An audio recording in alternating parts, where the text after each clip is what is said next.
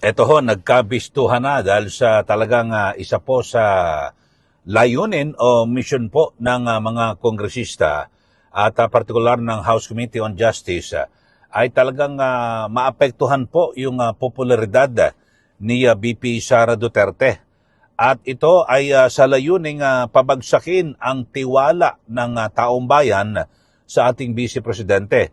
Mismo ho itong si Deputy Speaker Paulo Ortega na nagbabala na kung saan ay maaari raw na bumagsak yung public trust o tiwala ng publiko dito po kay VP Sara Duterte kung patuloy raw na iiwasan yung pagsagot o pagtugon dito po sa mga aligasyon ng katiwalian laban po sa Vice Presidente.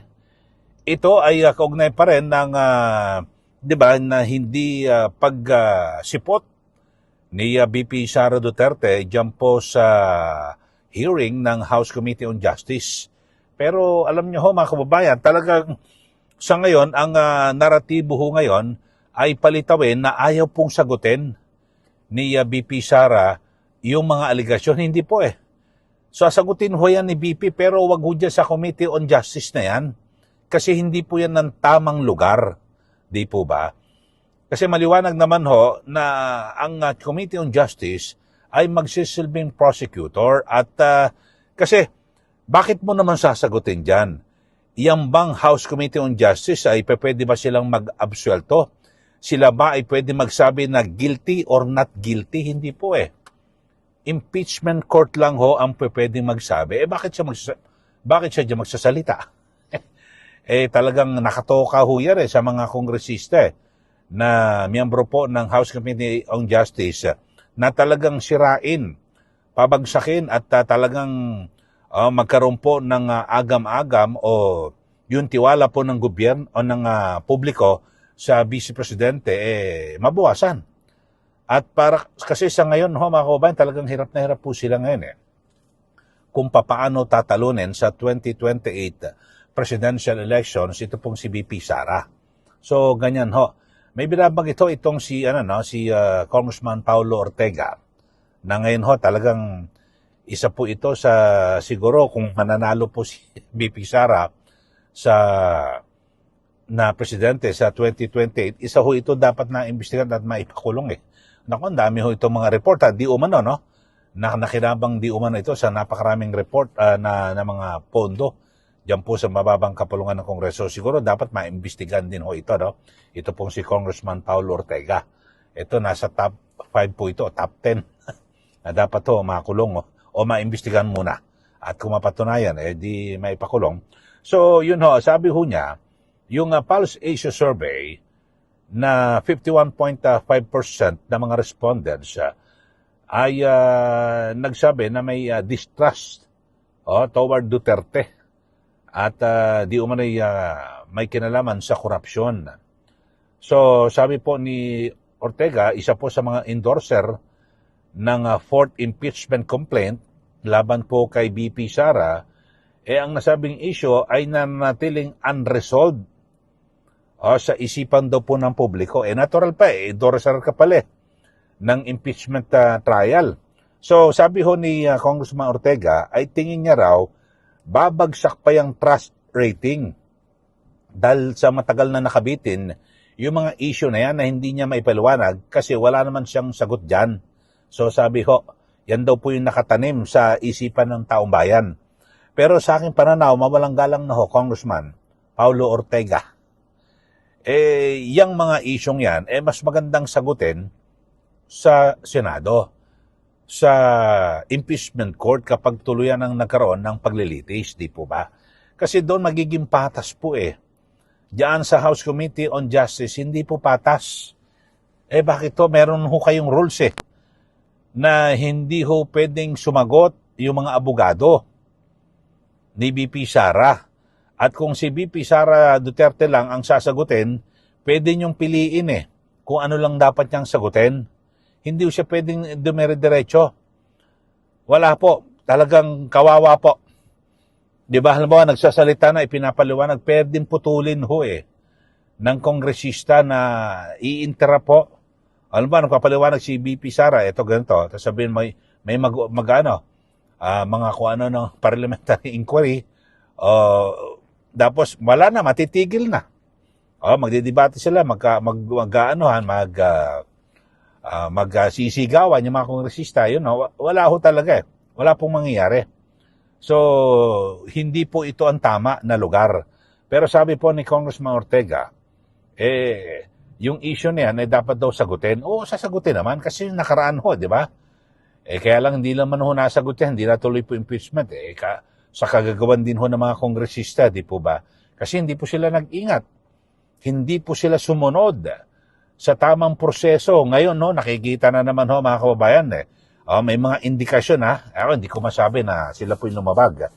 Pero may mga indikasyon, base na rin po mismo sa mga magagaling na abogado na nagsasabi na wala po sa kapangyarihan ng House Committee on Justice na magpatawag po, magsabina ng mga testigo at dokumento. Kasi ano lang sila kung piskal, sila po'y maghahanap lang ho ng mga kung ano lang nailatag na ebidensya. Diyan na, tapos pag nakita nila may basehan, tuloy na sa impeachment court, di ba, sa Senado. Wala po, mga kababayan. So, ang binabanggit ho niya, pero alam niyo hong isyong ito ng korupsyon. Kung nakaraan, di ba, last year, ay naghain po ng impeachment laban po kay BP Sara. Lalo pa hong tumaas Di po ba? Lalo pa hong naging popular ito hong si BP Sara, di po ba? So, ano kayang sinasabi ho nito? Pero talagang ito, lumilitaw ho mga kababayan. Ito ngayon, nagkakaroon po ng kalinawan na talagang yun ho ang misyon. Di po ba? Ayan, sabi ho ni ni Ortega. Ayan, tignan mo yung pagbumukha ni Ortega. Ayan, sabi niya, tingin niya raw babagsak. Paano Congressman Ortega kung di bumagsak? So, mali ang tingin mo. No? Yun talagang maganda sagutin ho. Ako, aking pananaw mga kababayan, dapat sagutin ho yan ni BP Sara. Kaya lang, wag ho dyan sa House Committee on Justice. Kasi wala po siyang makukuwang justice ho dyan. Wala ho siyang, hindi ho niya makukuha yung patas. Maliban na lang sige. Kung gusto niyo talaga, baguhin niyo yung inyong rules na pwedeng sumagot si BP Sara at kasama yung kanyang mga abogado. Di po ba? Wala ho, hindi po Kasi kaya wala ho sa rules yan kasi wala po silang mandato. Kasi hindi po pwede magkaroon ng trial Sa trial lang ho yan. Di po ba? Dito nga ho sa binabanggit ho mga kababayan na parang yung parang trial bawal ho yan Nako, nangangamoy naman ito, baka ma-DQ na naman kayo. O mabaliwala yung inyong mga hinahangad, pinapangarap na ma-impeach at matanggal sa pwesto itong si BP Sara. Kasi ngayon nga may binabanggit si Congresswoman Jerbil Luistro na gusto papanagutin, matanggal sa pwesto at maipataw po ay hindi na po siya makatakbo sa alinmang posisyon sa gobyerno. Yun Pero tinignan ko yung saligang batas, hindi humatik halimbawa lang na-impeach ito si BP Sara tapos dumante sa Senado, tinanggal sa pwesto, hindi humatik Bakit Kinakailangan na meron pong hiwalay na resolusyon ang Senado na kasama ho ito sa yung sinasabing perpetual disqualification. Hindi humatik na parang nakakakambal na pag natanggal ka sa pwesto, matik bawal ka na. So, yun pagbubutuhan pa ulit yun. So, malabo. Pero ngayon, ang ginagawa ngayon ng mga kongresista ay nililito ang tao. At kinukondisyon ng mga tao na, wala yan si BP Sara, binigyan na natin ng pagkakataon na sagutin yung mga aligasyon, pero bakit hindi sumipot sa House Committee on Justice hearing? Sinayang niya yung pagkakataon. Alam niyo hindi kahit na sumipot si BP Sara, hindi niya naman pasasagutin ng maayos Nako, subok na ho dyan. Di ba sa mga nangyari sa Quadcom, TRICOM, dyan po sa mababang kapulungan ng Kongreso na kung saan marami ho mga resource person, di ba, inimbitahan kayo. Tapos pag hindi nyo gusto yung sagot sa inyong tanong, ipapakontempt nyo. O di po ba? Anong klaseng hustisya yan? O di ba? Tapos kinukuyog na mga tanong, lahat ho, wala ho eh. Hindi po yun ang tamang venue. Hindi po yun tamang lugar. Di po ba? So maganda ho, doon na sa trial. Magkaroon po ng paglilitis diyan po sa Senado. Bagamat ngayon, meron na agad na inuunahan, no? Sabi nga po ni Bicol Saro, Party List Representative Terry Ridon, na kumpiyansa raw po siyang ibabasura ng Korte Suprema ang petisyon laban po sa impeachment ni BP Sara. Sabi po yan ni Ridon na inihain diyan po sa Supreme Court. Kasi sabi niya, malaki ang posibilidad na hindi paboran ng Korte Suprema ang naturang petisyon, lalo na dahil sa issue lang legal standing ng mga naghain ito. At sabi niya, itong petisyon na sa tingin niya, ibabasura ng Supreme Court. Dahil sa wala namang legal na personalidad itong mga abogado at kaalyado ng pangalawang Pangulo na magsampa po ng kaso. Pero mga kababayan, sabi ho ni Ridon ay sa ilalim niya ng prinsipyo ng batas, ang maaring maghamon lamang ng impeachment proceedings ay ang mismong opisyal na ini-impeach. Hindi po. Hindi ako abogado ho. Ginoong Ridon, congressman, abogado yan si Ridon, no? Pero pwede ho magpetisyon kahit na taxpayer ka. At bukod ho dyan, mga kababayan, bukod sa taxpayer, sabihin mo sa Supreme Court merong karapatan ka Halimbawa, ibinoto ko yan ibinoto kong vice presidente yan ayoko maalis yan. So pwede mong magpetisyon sa Supreme Court. Meron kang legal na basihan para ireklamo at pigilan ito hong ginagawang pagkapatalsik sa iyong ibinoto na gusto mong maglingkod hanggang 2028 ng 6 na taon. Pwede ho yan na maging basihan bukod sa pagiging taxpayer. Bukod sa pagiging botante, pwede ho na gawing basihan po yan. Kasi ito ho ang sinasabi nitong si Ridon na walang mangyari dyan sa isinampang petisyon ng grupo po ng mga abogado na pinangungunahan ni Attorney Israelito Torion upang questionin yung constitutionality ng impeachment proceedings dyan po sa House of Representatives at humiling po ng TRO upang ito ay pasamantalang ihinto. So sa ngayon mga kababayan, ako naman, tingin ko hindi ho issue ho rito kung meron pong karapatan, ito pong sina Attorney Terion. Ako, I'm sure, binoto ho nila yan. Si BP Sara, di po ba? At, siyempre, mga taga Mindanao ho yan. Pwede ho yan na meron kang karapatan. Sabihin mo sa Supreme Court, hindi, abotante ako, binoto ko yan Siyempre, gusto kong proteksyonan yan. Gusto ko hanggang 2028 maglingkod siya na Vice President. Bukod pa sa pagiging taxpayer. So, yun ho. Pero abangan ho natin. Kasi pinangungunahan nitong mga kongresistang ito, yung magiging desisyon ng Korte Suprema. Para yung nakaraan, di po ba, di ba, idineklara nga ab initio o void o walang bisa, walang halaga. Baliwala yung naunang impeachment ng House of Representatives, di ba? Ayaw pa nga nilang parang kilalanin naghain pa sila ng motion. Biro mo unanimous, lahat po ng mga present na maestrado ng Supreme Court ay pumabor sa desisyon. Kahit nga mismo mayroong isang appointee si Pangulong Marcos Jr. hindi po kumampi sa Pangulo, di ba? Kung inyo po matatandaan. So ibig sabihin, ibig sabihin mga kababayan ay talagang legal po at tama yung desisyon ng Supreme Court. Ni isa man wala hong tumutol Di ba? Ultimo yung nag-iisang ini-appoint ni Pangulong Marcos Jr. Hindi po kumampi sa administrasyon. Ibig sabihin, ito po ay matinong tao to. Kumampi po ito sa tama. Di ba? Talagang ganyan mga kababayan. Talagang dapat talaga naman. Di ba? Sa Supreme Court ay dapat ho ay hindi po sila humihingi ng o kung tumatanaw ng utang na loob sa, 'di ba? Kahit na ini-appoint ka ni Pangulong Marcos Jr., kung ano ang tama, 'yun ang gagawin, 'di ba?